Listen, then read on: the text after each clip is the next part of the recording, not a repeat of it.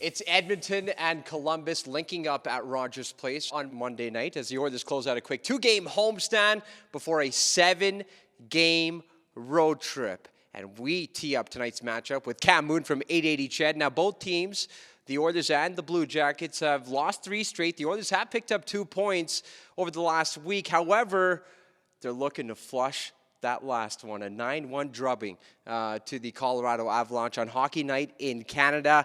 How do you flush that, Cam? What does it take for a team as good as the Oilers to put that in the rearview mirror? Well, I would think that definitely got their attention. Yeah. And the games leading up to that, you could see flaws in their game. You blew a 2-goal lead in Dallas, blew a 2-goal lead in St. Louis. And all those symptoms all added up against a very good Avalanche team that was able to take advantage and really drive the point home of the way the Oilers were playing and their lack of details defensively. So when you get beat that bad, I mean, it's incredibly obvious one team was much better than the other.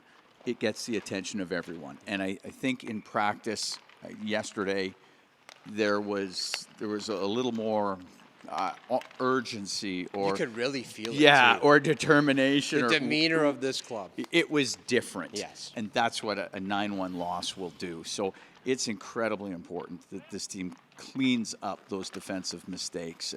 And I'm not talking about just, defensive zone coverage. In fact, defensive zone coverage for the most part hasn't been too bad. It's the ones that lead to odd man rushes and breakaways, 2-on-1s, 3-on-2s. We're seeing a lot of those, and those are ending up in the Oilers' net. And at the NHL level, you do that, it's a recipe for disaster. But against a team like Colorado with that type of skill, to me, it was just even more so. So, yeah, very important for Edmonton to tighten that up. It was a big score on Saturday, but as head coach Chris Knobloch said behind us this morning, it was all about the little details. And the Oilers will have to clean up the details without one of the guys who does that on a consistent basis. Ryan Nugent-Hopkins out for about a week.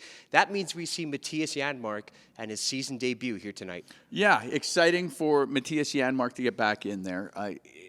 I don't know what you can ask of him. The first game in, there usually is a period of time where one has to get up to speed. And being in practice is one thing. Doing it at game speed is always a little bit different, a little more challenging. But you add a guy that can kill penalties, that is very defensively responsible, one that the coaches absolutely trust, because you see him quite often in previous years out on the ice in late situations when the team is up by a goal, because you can trust him so well defensively. So I know Matthias would be fired up and ready to go, and that enthusiasm is probably going to help this team. Hey, we're all about the positives here on Oilers TV. Now, he joins a PK that did go 7 for 7 on Saturday, which is astounding. Hard to believe. Hard to believe. Were all, well, except for one shorthanded goal, the rest were all even strength. Yes. Yes, well, they certainly have their hands full with some of the personnel and some of the weapons that the Columbus Blue Jackets have here tonight. And I'm thinking of a guy like Kirill Marchenko. I think he is one of the most underrated players